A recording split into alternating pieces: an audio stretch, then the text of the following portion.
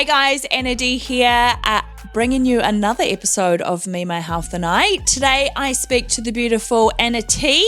Yes, another Anna. We unpack perimenopause. Yeah, it's a bitch. We talk about the rage, having teenage sons that are smelly, also looking much younger than we are. Hello, Anna. Thank you for coming. Thank you. I'm so excited to have you on the couch, mainly because you're another Anna. I know. Anna and Anna. Anna and Anna. Dream team. Dream team. Dream team. So I've had the pleasure of knowing you for a while. But for those that don't know, please, Anna, tell us a little bit about yourself and what you do. Okay. So I am a mum of two. Yes. But then I want to say children, but one of them's actually an adult. So I have a 19-year-old son and a nearly 13-year-old son. That's probably my best and biggest job. But what I do for work is I'm in child protection. So I work for the New Zealand Police and I'm an interviewer, so a specialist child interviewer. So I interview children who have been through sort of physical sexual violence and or witness crimes. So quite a full on role. That's massive. Yeah. Okay. A lot to unpack there. I'm going to start with, you have an adult son. Yes. You do not look old enough to have an adult son. Well, thank you. So I turned 45 in April this year. Yes. So right into that kind of like, I don't know, I don't feel it and No. I'm in a lot of denial, but yeah, definitely birth certificate, 1979, I'm 45 years old. Turn 40 next year. And a couple of weeks back, I did a leadership course. It was very cool. Loved it. But one of the things that we had to talk about was your 10-year vision. And it's the most confronting thing I had to deal with because in 10 years, I will be 49. I will be nearly 50. I could be a grandmother. Well, I am in 5 years going to be 50 and I have a 19-year-old son. Better not make me a grandma anytime soon. Because how old were you when you had... I was 26 when I had Mikaere. Yeah. My eldest, yeah. So, yeah, you could be anytime. Anytime. Now. Not... Better not. Better not be anytime, but yeah. Yeah. I was pregnant when I was 19. Didn't have a baby, but I was pregnant. Miscarriage was very traumatic. Yeah. I had Ziggy when I was 23. So, yeah, I was very confronted to know that in 10 years' time, it's so dumb, I'll be 10 years older, but I could literally be a grandmother. Yes. Yeah. So, yeah, you definitely don't look old enough to have an adult. Thank you. Adult son. And your job, that sounds intense. Yeah, I mean, I love it. I think, like there's a job for everyone. Like I think when I hear people say, I'm a funeral director, I think, I couldn't do that job. Yeah. But I have a real passion for child protection. I think I always have since. And I don't know, lots of people say to me, how do you do that job? But I say, how do I not? Just because there's such a need out there and it's something, unfortunately, that's never going to go away. And there needs to be the right people to do that role. And I guess I like to think of myself as, yes, I'm 45, but I also have a young side to me. And so I feel like because we sort of deal with really, we do from ages to 4 to 17, that I'm able to move in the different sort of age groups and kind of try and relate to them a bit better. But also I'm a mum. Yes. So I have that side of me as well. So it is a tough job, but yeah, lots of self-care. Very calm. Well, that's a very calm presence about you. And I feel like you would easily be able to relate or be relatable for these children at any age, just from what I know of you. But how do you get into a job like that?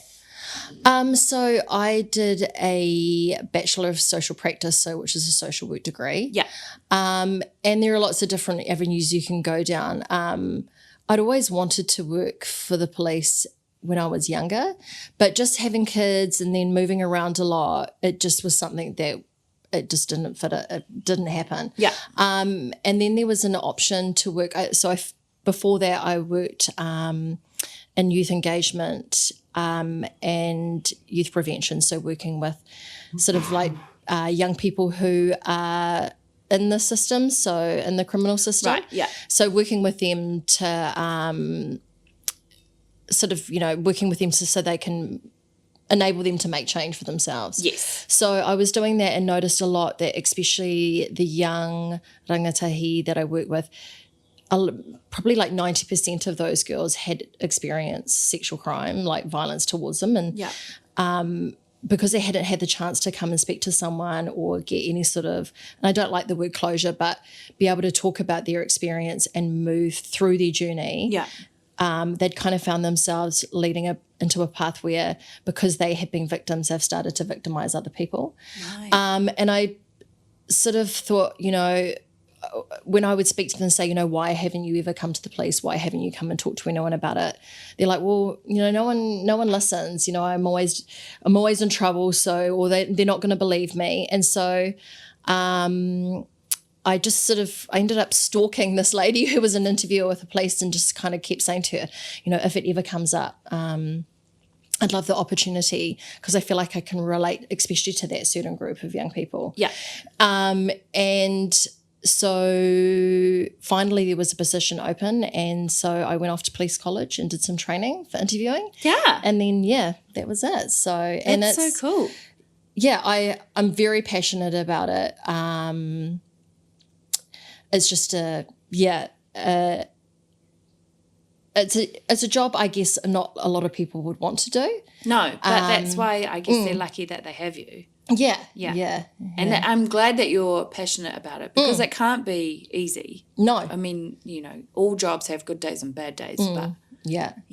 I think, and especially as you do get older, you want a job where when you leave, you think, what have I done? What have I done today to make a difference? And I guess this is a role where I leave every single day hoping that I've made a difference to not just that young person, but maybe their family as well. Because, that there's so much context around what's happening with that young person that, and of course, so people are prosecuted as well for what they've done. Yes.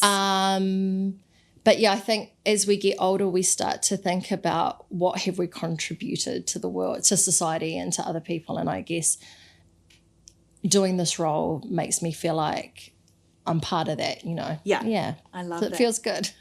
You said before you have always wanted to work for the police, but you moved around a lot. Yeah. Why did you move a lot? So my ex-husband was a professional athlete, so we lived in Europe and lived in Australia and in the States, so he could play over there. Crazy! Which was crazy. So, and Mikare, my eldest, was 1 when we moved to Switzerland. So that was kind of, before I had Mikare, I'd actually started off my teaching degree, and then I met his father and kind of stopped, and then we travelled. So it was just that I was always away, and obviously you've got to be in one place to do that job, so it just kind of never happened. But has there been, where was your favourite place to live? I really loved a place, like I love Switzerland, it was great, but my favourite, we moved to Wollongong, which is about an hour out of Sydney. Yeah. And it is such a fantastic city in the sense that it's got a little bit of city but a lot of beach life. And when you go there, everybody exercises outside. There are gyms, but most of the sort of the lifestyle is that you work out outside. Yeah.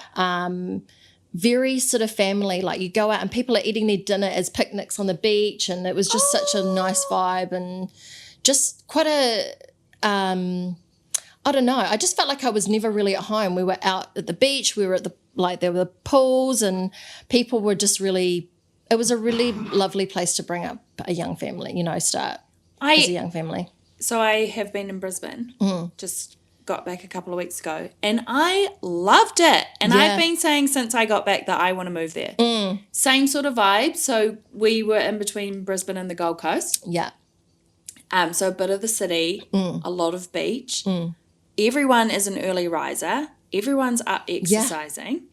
It did make me feel a little bit self-conscious about my body, and everyone felt way younger than me. But but I felt like everyone was happier because it's sunny all the time. Yeah, and it's warm, and you get up and you're not like, Yes. I ate fresh berries on a daily. I ate like a king. And seafood and just things that, The gas was so cheap. Yeah, it's a pretty good lifestyle.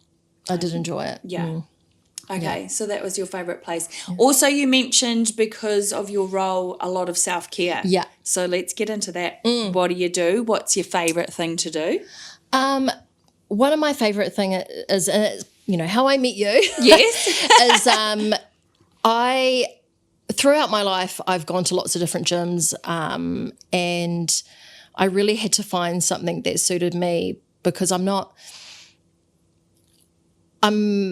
I get a bit bored easily. So if I go into a normal gym, I can't really I get in there and I sort of fumble about and then I'm like, okay, that's enough and I'll leave. But F45 kind of, when I started there, my self-care wasn't the best. I'd kind of got to a point where, because I'm like as I said before, my ex-husband, I'm on my own. I don't like the word solo mother because I'm not solo, Co-parent. A co-parent, yeah. Yes. And sorry, I just had a bit of brain fog there. Yeah. That's the perimenopause. Oh, we're going to get into that. With this. Yeah. Well, you needed something that worked for you. Yeah. Didn't get bored. Yeah. F45. Yeah. Yes. Co-parenting.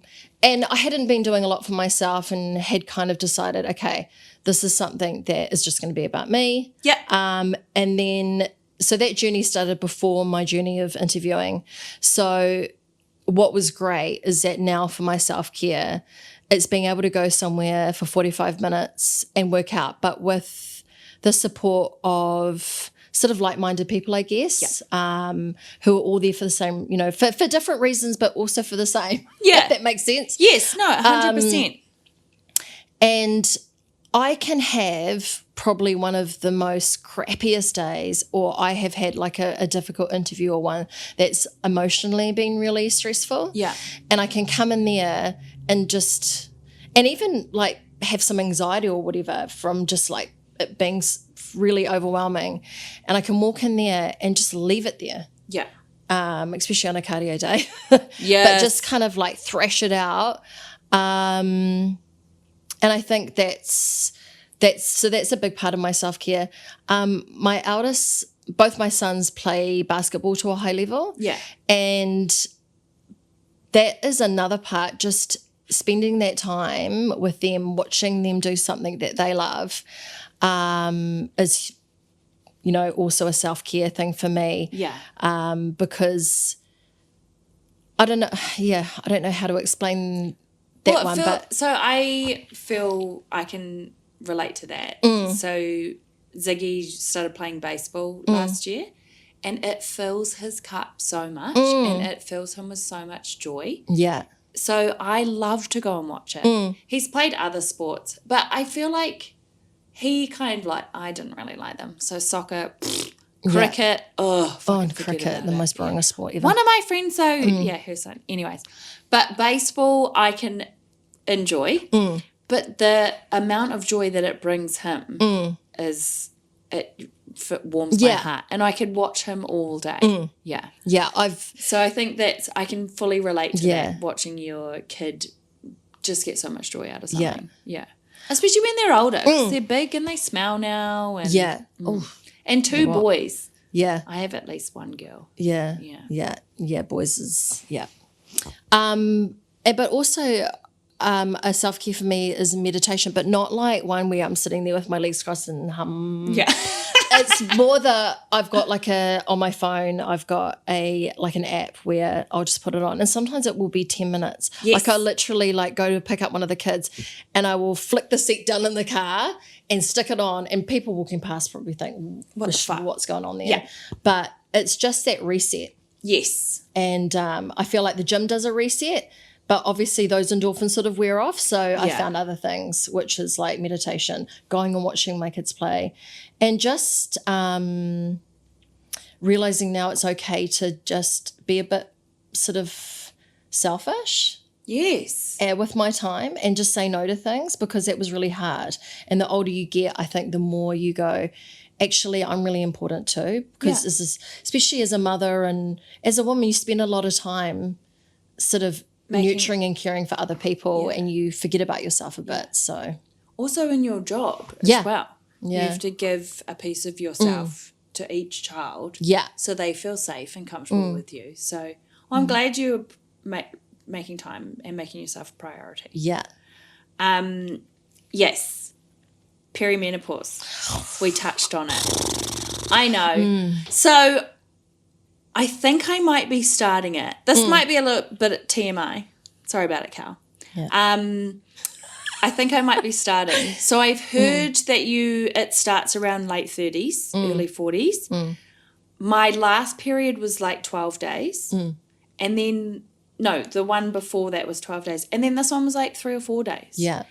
I've been very consistent for years. So that's what's making me think I might be in it. Also, when we moved in here, I got really sweaty at night, but I think it just gets really hot because we have an upstairs now. Yeah. So fancy. So fancy. I know. But I think it might just be really hot upstairs. But that made me think. So, are you going through it? Yes. How do you know? Well, I think maybe some of the things that you're feeling now, I was maybe around that 40-ish, but I didn't really know what it was. Yes. So, first it starts, and it's all like part of perimenopause is anxiety, and I swear to God, everything that happens causes the anxiety to be worse. Yes. Because with periods, they start to go all over the place. So for me, it was that I would have one, and then it would be another 2 months before I had another one, and then when I got it, it would be for a long time. Right. And so that kind of was start. And so then you have this anxiety like, oh my God, am I 40-something and I'm pregnant? Yeah. What am I going to do? Like completely like the freak out. And then you'd be like, okay, I'm not. And yes, the sweats. And I thought, oh, it's just a bit warm. Yeah. But the night sweats, and I'd wake up and I'd just be like drenched. Okay. But not in the right places. Just like in my hair, like I'd be like pulling off whatever I was wearing. Yeah. It was like I'd just been for a swim at the local pool. Right. Yeah. Okay. Not so fun. So that happened around 40. That's been happening in the last kind of like, so maybe more 42 with those. And it was sporadic. It's not like every night. No. It would just be every now and then. Okay. And at first I thought, oh, is it the weather? But yeah, I'm starting to think it might not be. And is there, so because I feel like the perimenopause, menopause, there's no real definite, like it's not just like one day you have it. Yeah. Well, they say gradual- that menopause is meant to be when you've stopped having your period for a year. Okay. Yeah. So I'm in this at 45 now. I go all over the place. So I will go, say, maybe 3 months without one, and then I'll get one and it will last like 2 weeks.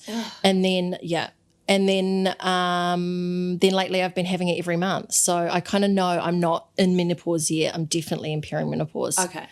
But probably the most thing I've noticed is, and that was once like doing a challenge at the gym, is the weight gain that you're obviously the hugest part of like going into sort of perimenopause is your estrogen levels dropping. Okay. And that affects just so many things. Yeah. And they actually call the estrogen is the sex hormone. Ah. And so when you have lots of estrogen, I guess as a young person. Yeah, a young person. And hairs grow here and down there. Then I feel like when you go into perimenopause, the hairs, it's like the estrogen goes to your face. And you start growing the hairs here, and here, and you're driving along trying to pull them out. I've already started getting random chin hairs. Oh, yeah. And so then you get a cluster. Oh, no. I have a cluster on this side, and some, it's tweezers in the car. If I can give any advice, it's tweezers in the car. I Pluck love that sucker out, or you'll just be playing with it the whole way home. But shouldn't it fall out? I feel like that's so unfair. I'm already so hairy. I know. Well, it's just here around. I think it's going to be. Yeah. At least you pull it out though. You take care of yourself. Yeah. But the thing I noticed that I was definitely going into it when the things I used to do, I wasn't able to do anymore. So like when we would come up and do a challenge for the gym, that was like a reset, you know, because you know, you go to the gym and then you start kind of going, I might go out and eat this and eat that. And you or sort like of like summer and Christmas. Christmas. And so the challenges kind of was always like a reset for me just to get back into healthy habits. Yeah.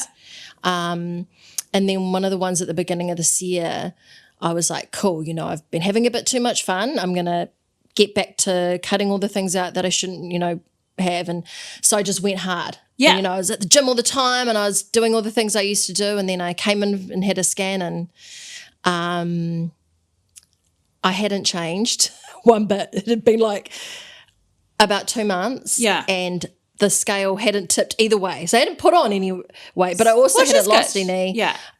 Which wasn't, you know, not always the be all and end all, but it was like, you know, just trimming. That's the yeah. Yeah. And also that's what you want to see change. You've just gone ham for 2 months. And I was like, and I just kind of spiraled. After I just sort of remember going, oh my God, what's going on? And it was actually you. You might not remember this. No. But you said to me, have you sort of checked your hormone levels? Yeah. And I went, bang. Yeah. And that's when I went, hey, hang on, I'm 44. Yeah. Because at the time I was 44. Maybe that's what it is. Yeah. And then I started sort of reading a bit more about it. And then I'd been to a talk with other people of my age group and sort of spoken about what the things that happen in that perimenopause time. And that was one thing, is that this kind of weight gain and understanding that your hormones are sort of all over the place. And so that was I kind of went, oh, and then all the other things started to come and like this insane anxiety. Like I've had anxiety before as a young person, but this is a different type of anxiety. This is like you look down on yourself and you're telling yourself that's ridiculous for you to be worried about that, but you just can't help it. Yeah. So it's kind of a different, you know, like normal anxiety to me is that you kind of have this like, oh my God, what's going on? And, you know, freaking out. But this one is like, I'm freaking out about the stupidest things. Yeah. And I'm watching myself do it and I'm like, what? But you can't stop. Yeah. Oh. But you just can't stop. Yay. And then there's the rage. Oh. The period. It's just, and that again is like looking at yourself and thinking, what are you doing? Yeah. You know, why are you so angry about, you know? Yeah. Like just the other day we were out having coffee and I really wanted to sit at the seat. I was really squished where we were sitting and I was waiting for this person to leave and they got up to leave and I got up and someone else came and sat there and I was like, and I've been learning to count down.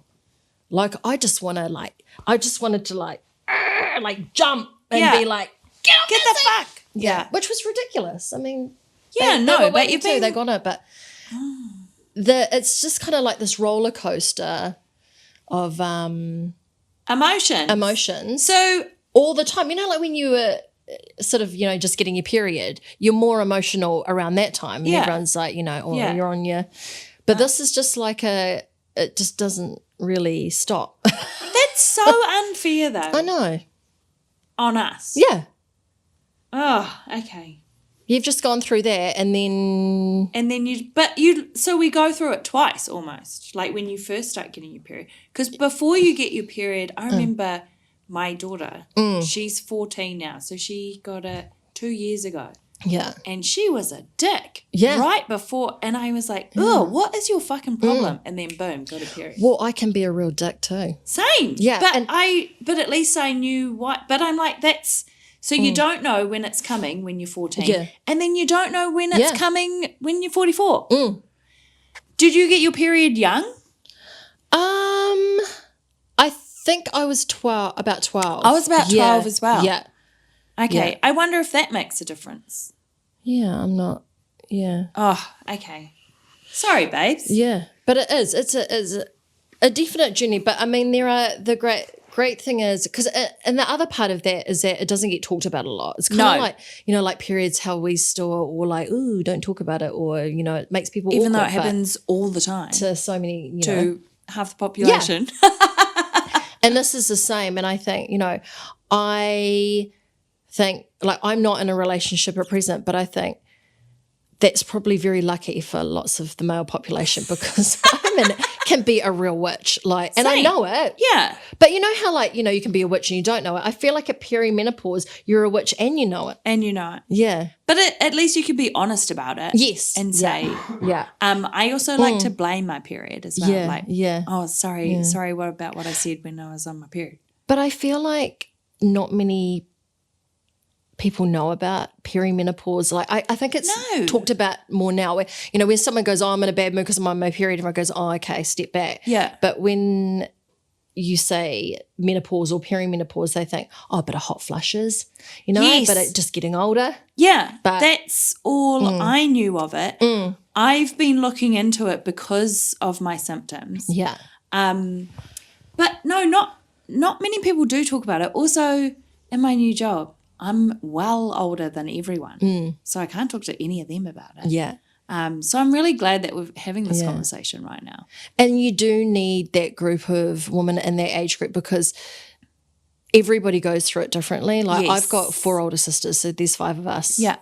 Can you imagine? And they're all really close in age. All girls. Wow. Imagine them all going through perimenopause at the same time. Yeah. Yay. And so there's all completely different, even though genetically we're, all the same. Yeah. Crazy. We've all gone through it. And when I talk to, I guess, other like friends of mine who I went to school with, they go through it completely differently. And I think it's the type of thing where you need to, I guess, take a bit from everybody. Yes. Because what works for them might not necessarily work for you. So having those conversations and like probably having conversations with your partner at that age about this is how I'm feeling. Yes. And it's not, because you do feel a bit irrational, but it's not. It's something that your body's going through. Yes. And you're trying to figure out, like I know sort of a lot of women on this journey have spent like years trying to find something that works for them. And, there is hope. I think a lot of them finally do find something that works for them. So I've heard a lot about patches. Yeah. Hormone patches. What do you know about them?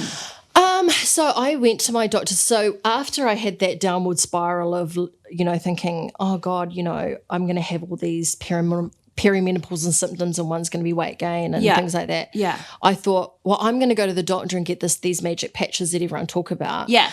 And when he went no, I was really angry. The rage, yeah. But he sort of said to me, oh, look, it's something I don't want you to be on, they don't want you to be on for a long period of time. Okay. But the other problem with it is there's kind of patchy research in it. Oh, so okay. A lot of the time they didn't want, because it produces more estrogen and that's that sex hormone. Yes. I think anyone who's prepositioned for breast cancer would be at risk. Okay. But they haven't done enough research. Yeah. Okay. Yeah. And the weird thing is that, and I sort of also, he said, look, a lot of the pills have the same hormones in it, so you can take that as well, which is what he suggested I do, and maybe wait till I was closer to the 50 age mark to go on the patches. But I mean, I've heard of women like at my work, so where I work, there are, I sort of have worked with a lot of women in their kind of 50s. Yeah. And they were cutting them in half and sharing them because there's a shortage at the moment. Yes, I have heard about the shortage. So I think as well that's stopping a lot of sort of people being prescribed it because they just know they're not going to be able to get it. Yeah. But no shortage on Viagra though, I bet. Whoa. Yeah. But yeah, it's a shame that there's a shortage on something that is helping women. You get to this age and you start to feel less significant as well, Yeah. And I think if there are things that can make us feel better, why isn't it more readily available? Yeah. Because you're just making us feel even worse. Yeah. Oh my gosh. Okay. That's a lot. That is a lot. Yeah. So I want to wrap up and I want to ask you've been through a lot. You've had a great life so far and you're not even that far into it. But what would you say, now that you know everything that you know now, what would you say to younger Anna? If she was going through a hard time or, what would you like to say to your younger self? I think I'd say to my younger self, it's not, So brain fog. There we go. Yeah, you're right. No, At least it's not the road. Yeah. I think I would say to my younger self that while it is your job, you know, especially as a mother, but, you know, and you want to do that to look after other people, that giving myself the permission to really look after myself. Yeah. To do the things that make me feel good. And sort of that real self-belief as well, that you can do things. Yeah. Because I think I spent a lot of my younger years really second-guessing and sort of worrying about what might not be. So just to worry less. Worry less. And just really spend a lot of time on getting to know you, because we spend lots of time getting to know other people, but getting to know who you are and then really looking after that person, because I think we start to have to do that now in this age group, where when we're younger, I don't think we really Appreciate look after it. Yeah. Well, because you never think you're going to get older. No, you don't. Yeah. I'm still in a bit of denial, but Oh, same. I feel like though you are only, like, I don't feel old. I only feel old when people are like, oh, I'm 23, oh, I'm 29. Yeah. I'm like, fucking hell. yeah. I'm way older than you. Yeah. So, but mentally I don't feel that old. And I also don't feel old because I thought that when I was an adult I would know. Yeah. Like I would know how to do things. Yeah. But I'm still learning all the time. Oh, completely. So I don't think we're ever going to get old if we're still learning. Yeah. Yeah. No, definitely. Yeah. Forever That's what young. I'm just going to tell myself anyways. Yeah. Also, another thing I like to do is say, especially because I think also I'm born at the beginning of the year, so I've always been the youngest everywhere I was and like in school and things like that. And then now that I am older, I'm much older. But so I like to say that I'm level 39 and you're level 35. So the higher the level, the better it is. Yeah. Yeah. Because we're at levels. We're not at years. But I want to thank you so much, Anna. We unpacked a lot just now. We did. In a short time. Yeah. I don't like to fuck around on the podcast. No. I've been told people listen on the way to work, so their drive is 15, 20 minutes. Yeah. So we did good. So thank you so much for coming and Well, chatting thank with you me. very much for having me. It was good to have a good old rant about, you know, perimenopause. Hopefully someone learnt something or... Well, I definitely learnt a lot of things, and I think that more people than are going through it and have probably right now been like, oh, they've made a connection. Yeah. Like, you're not crazy, babes. No. You're just going through perimenopause. Yeah. The rage is real, but you'll get through it. I feel like that you've handled yourself very well, the rage. If I feel like I'd probably be like, can you fucking move? Oh, yeah, I internalise a lot of it. I was waiting for that seat. Yeah. Oh, well, yes, thank you. I'm sure we've helped someone today. So good work. Nice work. Yes. Yes.